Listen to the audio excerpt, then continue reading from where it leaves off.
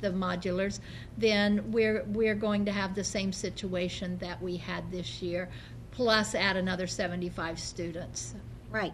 As I said before in the beginning, nothing about the question that's being placed on the ballot has changed. The school still needs those 4 modulars as much today or as much July 15th as they did back on March 10th. It doesn't make any difference what the date is. The need is still there.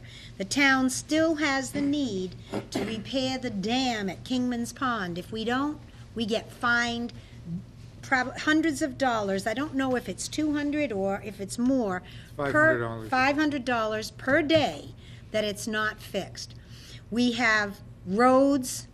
Townspeople will tell you which ones. If we don't get that ballot passed, we don't get those roads fixed. We have 2 fire engines. We just had a fire last week on Mill Street. Huge fire. Thousands of dollars worth of damage.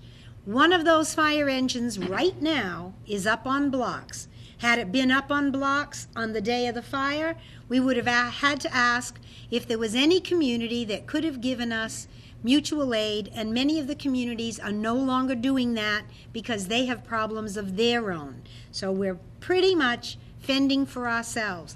So the ballot questions are as valid as they were before, and I am hoping sincerely that the townspeople will look at this and say, okay, we understand now. It was a confusion. It was a use of words that did not jive. We didn't jive with them, they didn't jive with us, but it was just misunderstanding.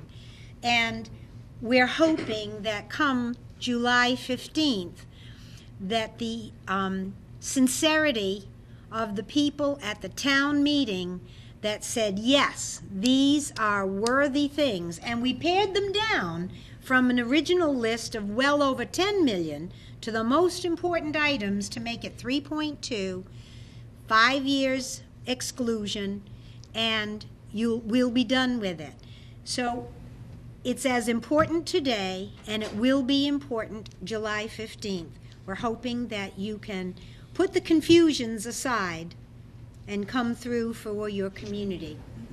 And if I could just add, as a member of the school committee and also as a member of the CIP, I was going to all the meetings, including the meetings with John during the day, and I was certainly proceeding under the assumption that we were all on the same page. So I just want to make it clear that there was at no time did I think we were doing anything nefarious. I thought we're all in agreement, and we had multiple meetings. I think, you know, as you said, the capital improvements, we worked really hard to bundle things together so that it was a community effort versus a school versus town, and that we would go for health, safety, and education, I believe, were the things, so that it was just the most important things, and this clearly for the schools is the most important. Yes, it is. It is. I thank you for coming in. I thank you for trying to help us, because I couldn't have done that alone to make everybody understand. And I thank you for taking the time out of your busy schedule to do it. We're certainly very happy that you did come by. Well, Thank you thank for you very having much. us. Appreciate it. Thank you very much.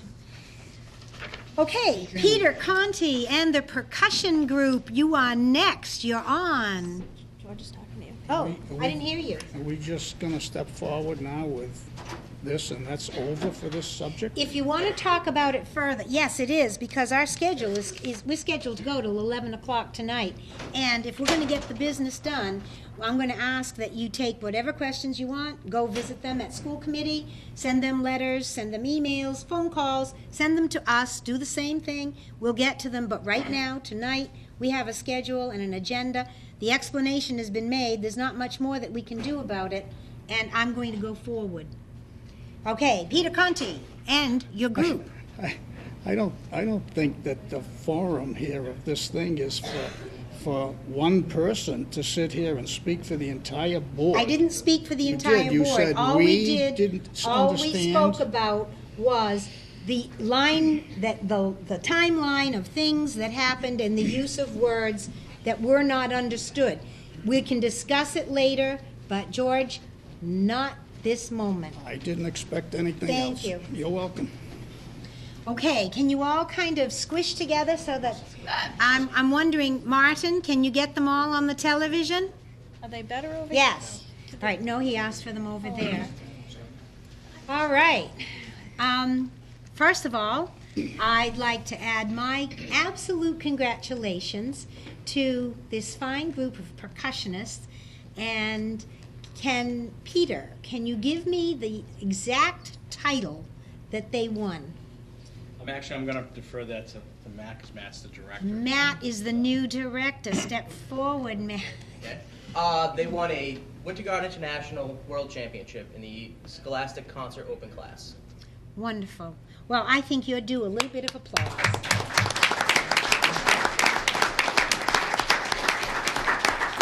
Now, would you like to introduce your teaching staff? Okay, we have one person who's not with us tonight. Her name is Lori Sklar, and she's also a general music teacher at the Qualters Middle School. And this is Dave Kavanaugh. He teaches with us, and he's also a father of a student at MHS. Okay, and of course everyone knows Peter Conti. All right. Would you like to introduce your percussionists? Sure. And you know what, when he does introduce you, raise your hand so that at least you can wave to family back home. All right, the first person we have is Kathy DeBruin. She was an 8th grader. She played vibraphone. Behind her is Sean Duffy. He's a freshman. He played marimba. Sarah Jonkus, a freshman? Sophomore, sorry. Played bells and chimes. Tim Brown, a general percussionist, played toms. Melissa Karazik, our timpani player. Alicia Tellen, marimba player. Becca Unger, percussionist. Elliot Southworth, percussionist. Bethany Whalen, bass player. Rob DeBruin, marimba player. Erica Warner, vibraphone player. And Eliza Bufano, marimba player. Wonderful. I just have a question to ask, and then I'll open it to the board if they want. How many of you find that this has been your first year with the percussion group? Oh, my word. 1, 2, 3, 4, 5, 6, 7. Wow. That's a lot of newbies learning the routine, and you still came in world champions. This is actually the 2nd year in a row they won the world championship. Wonderful. Wonderful. Well, I'll open it up. You did have- You know, there's so many things in town. We see sports and music, and it's just great. And you know, I wish all you kids the best, and I think it's terrific. And keep up the good work. Thank you. Just congratulations to everybody. I'll say congratulations, and I've heard you guys play. You guys are fantastic. You guys are excellent. You're welcome. It's amazing what you've done, Peter and Matt, with this group and the group before, to come from where you were and become national champions, and after battling with Portsmouth and being on the short end, you've almost driven them out of business now. Well, just so the board knows that because of the success of Matt and the ensemble and the staff, they'll be moving to world level next year. They're not going to let us stay in our division because of their dominance. So it'll be a new challenge for everybody to move up. And there'll be some schools in that class that are very, very good. So we'll be going back out again next April. So we'll see. We'll see what they have and what they're made of, but they'll be moving up, and I think it'll be a great challenge for everybody. With that, I'd say good luck next year. We know that they'll give everything they have like they have done, and they come through at the end, don't they? Nice job, everybody. We're very proud of all of you. We really are. And I even like to go in and listen to you practice once in a while. Sometimes I'm in the high school auditorium, in the high school hallway, and I'll hear it. And I'm impressed. I'm impressed. And I remember when Matt first started in percussions, and he's come a long way. So congratulations to all of you.